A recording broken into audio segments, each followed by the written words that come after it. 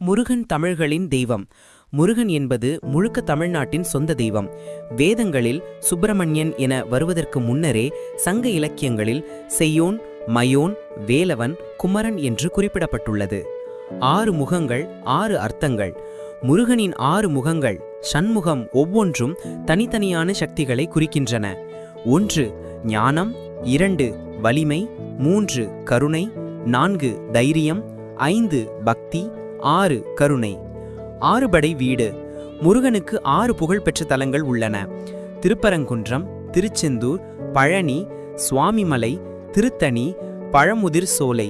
இவை அனைத்தும் 6 படை வீடு என்று அழைக்கப்படும். வேல் ஞானத்தின் அடையாளம். முருகனின் வேல் என்பது வெறும் ஆயுதமல்ல, அது அறிவின் ஒளியை குறிக்கிறது.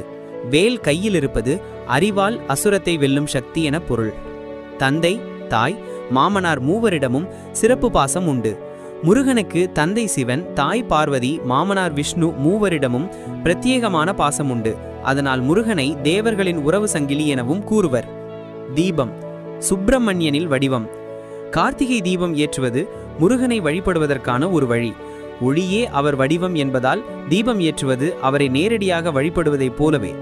முருகன் உலகிலேயே முதல் யோகி. சுவாமிமலையில் முருகன் சிவனுக்கு பிரணவ மந்திரம் ஓம் என்பதை போதித்தார். அதனால் அவர் குருவின் குரு, ஞானக் கடவுள் என போற்றப்படுகிறார். முருகனின் வாகனம் மயில். மயில் என்பது வெற்றியின் அடையாளம். அது விநாசத்தை கடந்து சுதந்திரத்தை குறிக்கிறது. அதனால் முருகன் மயிலில் சவாரி செய்கிறார். பழனி இரகசியம். பழம் நீயே எனும் சொல்லிலிருந்து பழனி என்ற பெயர் வந்தது. அதாவது பழம் நீயே, ஞானத்தின் பழம் நீயே என்று முருகனுக்கு சிவன் சொன்னதாம். முருகன் உலகை இணைக்கும் தெய்வம். இந்தியாவிலே அல்லாமல் Ilangai, Malaysia, Singapore, Mauritius, Australia, Canada போன்ற நாடுகளில் முருகன் கோவில்கள் மிக பிரபலமாக உள்ளன.